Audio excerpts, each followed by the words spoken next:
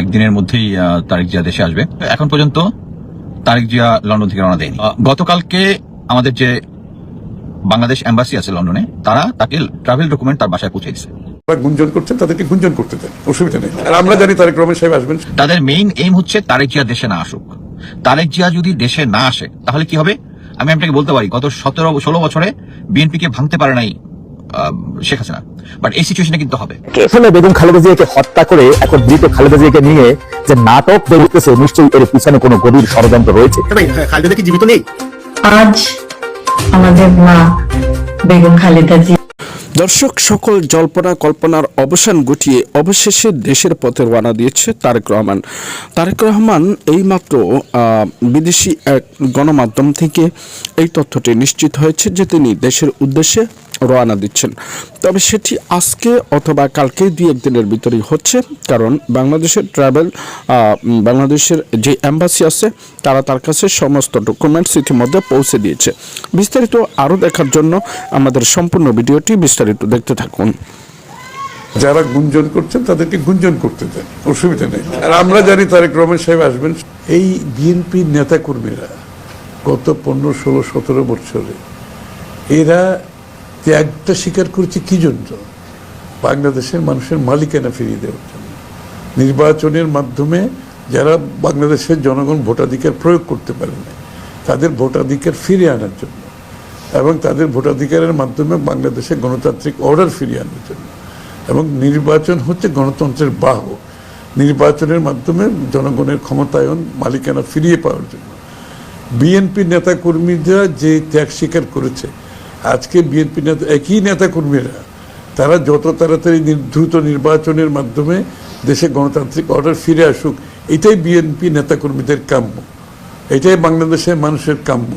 সেই জায়গাটাই বিএনপি নেতাকর্মীরা পিছিয়ে থাকবে কেন? তারা সবার চেয়ে বেশি অগ্রগামী থাকবে, এটাই তো স্বাভাবিক, তাই না? শিয়া বাটার ও ভিটামিন ই সমৃদ্ধ লিলি বিউটি সোপ, তারুণ্যময় উজ্জ্বল ত্বকের জন্য। রিমার্ক, বিএনপি তো এই মুহূর্তে তারেক রহমান দেশের বাইরে, চেয়ারপারসন সংকটময় অবস্থায়। গতকাল জুবাইদুর রহমান এসেছেন। এক ধরনের গুঞ্জন আমরা শুনছি যে তিনি হয়তো বিএনপির রাজনীতিতে সক্রিয় হচ্ছেন বা তাকে কোনো দায়িত্ব দেওয়া হচ্ছে কিনা, বা সামনে প্রধানমন্ত্রী যদি এই পরিস্থিতি থাকে বা বন্ধ থাকে, তারেক রহমান না আসেন, সেক্ষেত্রে নির্বাচন হলে বিএনপির প্রধানমন্ত্রী কে হবেন? তারেক রহমান না আসার প্রশ্নটা কারা করছে আমি তো বুঝতে পারছি। যারা আলোচনা করছে তারা আলোচনার মধ্যে থাক। আর আমরা জানি তারেক রহমান সাহেব আসবেন, সহসা দেশে ফিরবেন। ওনার বাড়িঘর সব প্রায় শেষের দিকে, ওনার অফিসের কাজও প্রায় শেষের দিকে, এবং ওনার বাংলাদেশে যে পরিকল্পনা আছে সবগুলো ভালোভাবে এগুলো পরিকল্পনাগুলো সব দলের পক্ষ থেকে, ওনার পক্ষ থেকে আমরা শেষ করে ফেলেছি। সুতরাং উনি যে কোনো সময় বাংলাদেশে আসবেন। আর যারা গুঞ্জন করছেন তাদেরকে গুঞ্জন করতে দেন, অসুবিধা নেই।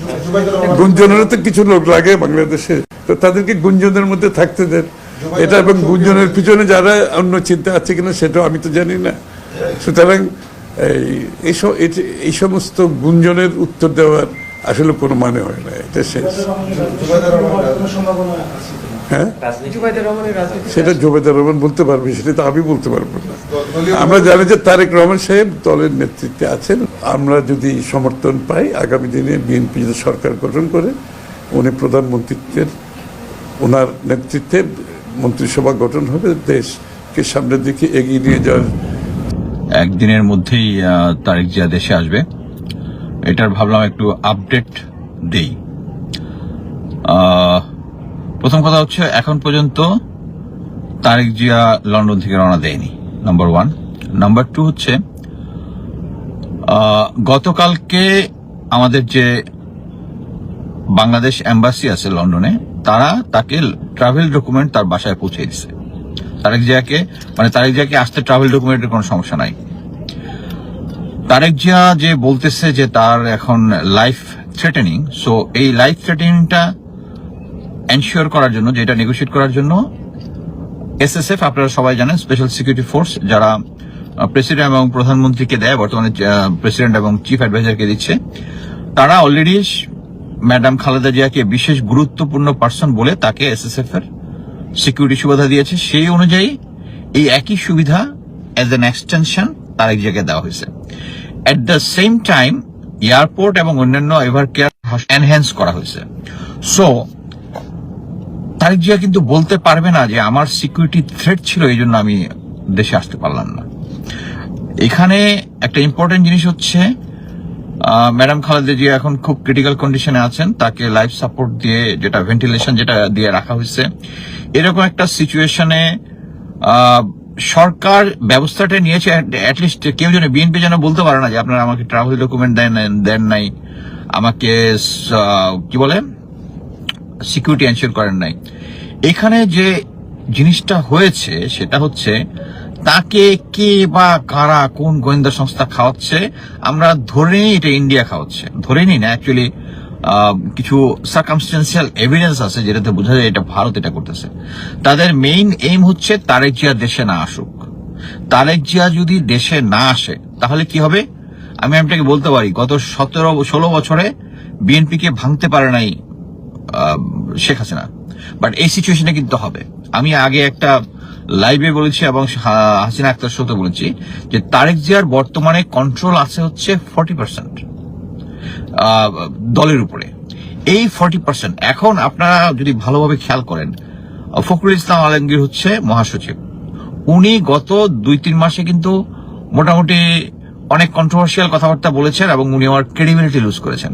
This is a part of the plan. এবং কে এগিয়ে আসতেছে, সামনে এগিয়ে আসতেছে সালাউদ্দিন, ধরে নেওয়া হচ্ছে নেক্সট মহাসচিব তাকে করা হবে এবং পরবর্তীতে সেই হত্যাকর্তা হয়ে যাবে কিন্তু যদি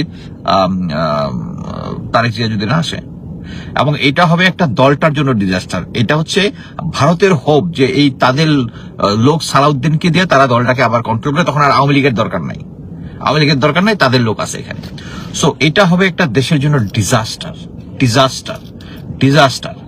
এবং এই সিচুয়েশনে এই জন্যই প্রফেসর ইউনূস খুব করে দিতে, কেউ যেন এই সরকারকে ব্লেম দিতে না পারে যে আমাদের সিকিউরিটি এনশিওর ছিল না, সমস্ত সিকিউরিটি এনশিওর করা হয়েছে। এবং আমি একটা জিনিস বলবো যে আমি কিন্তু প্লেন ল্যাঙ্গুয়েজে বলতে পারেন যে তারেক জিয়া কিন্তু এসএসএফ এর সিকিউরিটি পাওয়ার কথা না। খালেদা জিয়া ম্যাডাম ওয়াজ 3বারের প্রাইম মিনিস্টার, পেতে পারেন, কিন্তু ওই ফ্যাসিলিটিও তাকে দেওয়া হয়েছে যে তাকে এসএসএফ এর সিকিউরিটি দেওয়া হবে। এই ইনফরমেশনটা এসএসএফ এর কাছ থেকে কনফার্ম করা যে তারা এয়ারপোর্টে আসলে ওখান থেকে তাকে ভিআইপি যে সিস্টেম আছে এবং সেই হিসাবে নিয়ে যাবে।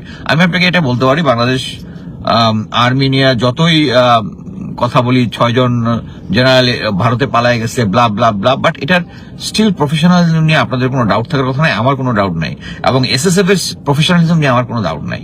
সো উনার তারেক জিয়ার যত লাইফ থ্রেটই থাকুক না কেন, এই সিচুয়েশনে যদি উনি দেশে না আসে, যদি ম্যাডাম খালেদা জিয়ার ভালো মন্দ কিছু একটা হয়, তাহলে এটার দায় কিন্তু তারেক জিয়াকে নিতে হবে। কাউকে বলতে পারবে না যে এটার জন্য আমি আসতে পারি নাই। এখানে দুইটা জিনিস, একটা হচ্ছে মা, এটা হচ্ছে তার মায়ের এরকম ক্রিটিক্যাল সিচুয়েশন। হ্যাঁ দর্শক, আপনারা দেখলেন তো, এরকম নিত্য নতুন ভিডিও পাওয়ার জন্য আমাদের সাথে থাকবেন। এতক্ষণ পর্যন্ত যারা আমাদের সাথে ছিলেন আপনাদেরকে অসংখ্য ধন্যবাদ। আর যারা পরবর্তীতে আমাদের সাথে যুক্ত হতে চান কিংবা আমাদের প্রত্যেক মুহূর্তের